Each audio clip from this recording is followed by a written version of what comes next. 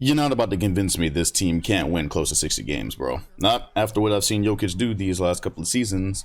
The Denver Nuggets, whilst just avoiding the play-in tournament in 2022, won 48 games. The NBA is just crazy like that. Western Conference. East will be like that this year for sure. But yeah, nearly a 50-win team, and his second best scorers were split between Will Barton and Aaron Gordon. Now, I'm not going to discredit Nuggets roster and call them a bunch of bums. I am just going to say Jokic did a lot with not a lot. Aaron Gordon, you'll recall when he got traded to the Nuggets, I made a video. I was super high on that move. I thought it pushed them over the contender ranks. Of course, that was when he was more of like a number 3 or 4 guy, because the idea was that they would have Jamal Murray. At that point, I don't know if Michael Porter Jr. was slated to return anytime soon, but either way, it was with the idea that he was a role player on the team. Starter, but role player that could fill a need. Could defend guys, which the Nuggets desperately needed. He could cut, which if you play with Jokic, you got to be able to cut. And it was a great overall move, but he's not a number 2 on a championship team. So presumably this season, he moves back down to at least number 3. Presumably. Got guys coming back from serious injuries. Jamal Murray, torn ACL. He's a point guard. It's a bit different than a guy like Kawhi, who's been posting up and taking people apart with skill and such. He uses athleticism too, but I don't know, when point guard that's a lot smaller and is using speed to get by a lot of the times, and it's a lot of different things that can affect you differently. So I do kind of worry about an ACL more for Jamal Murray than I do for a Kawhi. But of course, as I so frequently say, no crystal ball here, so don't know what that's going to look like. However, we do have an idea of what the roster is going to look like, and I love it. Love the additions that the Nuggets made, because they had certain problems.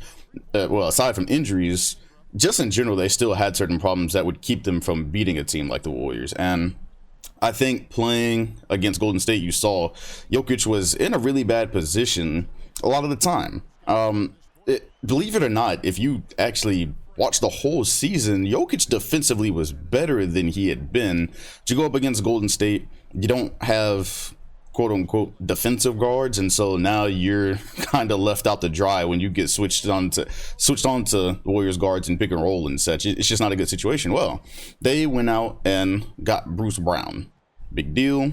They went out and got Kentavious Caldwell-Pope, whilst clearing the way for your guy Bones Highland to be able to play more minutes. Big deal. Kentavious Caldwell-Pope is a guy who's going to do a lot of dirty work on top of hitting threes. He exists solely as a cog in offense and defense, which is exactly the type of player that the Nuggets needed. And Bruce Brown, now, interesting thing here, not known as a three-point shooter, which playing on this Nuggets roster, I'm not sure that you absolutely have to be when you can do other things. Of course, we know he is going to bring a certain level of defense, but he is also a great cutter as well.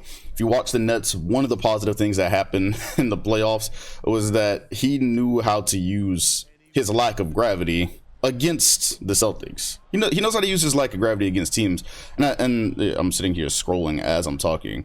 Thing that I was going to say is his three-point percentage was actually 42%.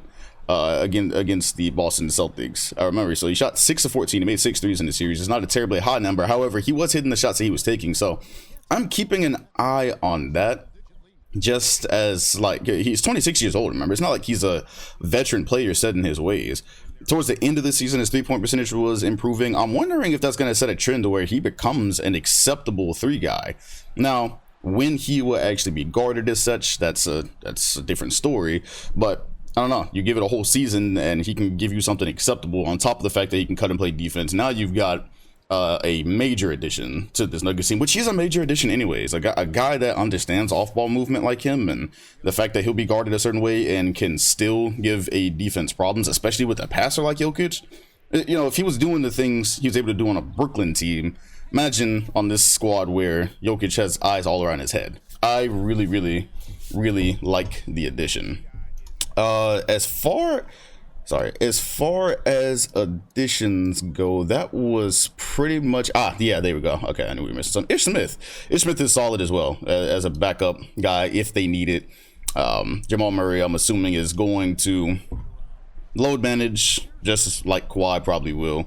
So, but again, that part that is more of a contending thing for them. I'm not worried about whether they can be a good regular season team or not. They've already proven that they can be, but that's still solid. I think the more important thing as far as guards go is Bones Highland though. Would like to see some defensive improvements for him just so it doesn't completely offset what he can give you offensively, but there was definitely encouraging signs. There was encouraging runs that he would go on in games. You might see a jump in efficiency. Definitely will probably see a jump in scoring because you're going to see a jump in minutes. 19 minutes per game last year. You're going to see more than that. They specifically cleared the way for him. So he can be electric when he gets going. It was literally just his rookie year. He's going to be vital to this roster. Somebody's not going to be vital to this roster. And one move that I don't understand: what did DeAndre Jordan do to get this spot? I don't get it, because DeMarcus Cousins was, and I still don't understand why DeMarcus Cousins is unsigned. He was solid. He is not, I don't think there's a team in the league where DeMarcus Cousins is the difference, but a guy that you could use, absolutely. A guy that can fill a role, absolutely. When Jokic was not on the floor, Cousins came in and really flexed his passing. He's always been a decent passer and probably an underrated passer because he used to dunk on people's foreheads and such. He don't do that anymore. But now that the athleticism is gone, he didn't move the same. He came in and, as the big guy, kept the ball moving. Probably not going to get a whole lot else. There are instances where you can get some scoring for him. Either way, what did DeAndre Jordan do to get the spot over him? And then Cousins is still unsigned. That's a mysterious case. I have some conspiracy theories. Either way, for those of y'all that aren't paying attention, DeAndre Jordan has been a cooked product in the game of basketball for years now. That's just what it is, man. He has one thing he can do. He can roll to the rim, and he can still jump pretty high. He's got a crazy wingspan. So he can roll to the rim, and he can catch lobs. And that's it, fam. You put him out there on defense, you get certain plays where you're like, oh, look, he tried there, and he put his hands up, and something happened. Other than that, in space, he's food. The scouting report, if he touches the floor at any point, it's going to say he's food. Go at him. Just don't go straight up at him. He can still put his arm shit up and jump, like I said. But for the most part, you're going to be able to exploit a defense or make it collapse or whatever you need to do with DeAndre Jordan on the floor. I don't understand how he has a roster spot anywhere, and I don't understand why the Nuggets chose him over DeMarcus Cousins. Can you explain it to me? I don't get it. Other than that, so they covered their roster flaws nicely. Jokic at this point, I'm convinced, can win a good grip of games with almost anything. There's a limit to that, but 48 wins with last year's roster is underrated in my opinion. You got your guys coming back. That's right. Michael Porter Jr. Is he a cooked product? Gosh, he is making $30 million this season, and we have not seen almost anything from him, man. The potential was high. 2021 played a good grip of games and had gotten up to 20 points a game. We already know 19-7, by the way. 19-7 was his averages in the 2021 season.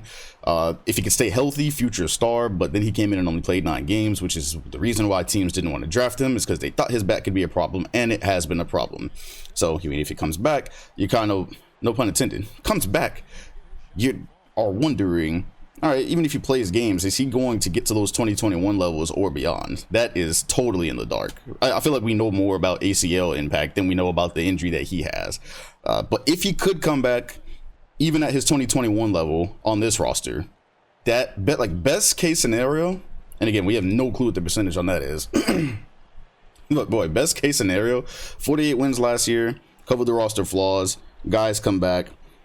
Like, this is easily a 55 to 60 win team, in my opinion. I could be dramatic, and for the title, I'll probably just be dramatic and say they're a 60 win team.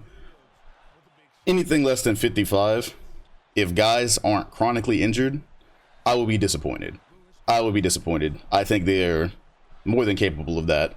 Don't see a three-peat for Jokic, though. I don't think he's going to be getting MVP again. That's the only thing. That's extremely difficult to do. He'll be in the race, of course, but at this point, that doesn't even matter. I think we just want to see, or he just wants to see the Nuggets get to the conference finals, at least. Let's say another team in this stacked Western Conference.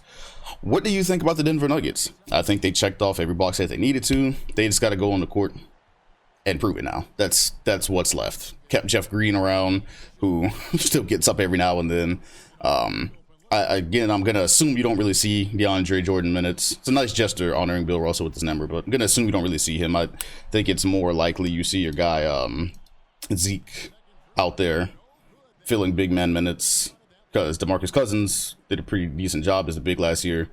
Don't just put DeAndre Jordan out there in the name of having a center. Please. Please, please, please. Anyways, hit the like button if you enjoyed. Let me know what you think in the comments. Also, hit the bell next to my name if you want notifications every time a new video drops. Appreciate you watching, and I'll see you all on the next one.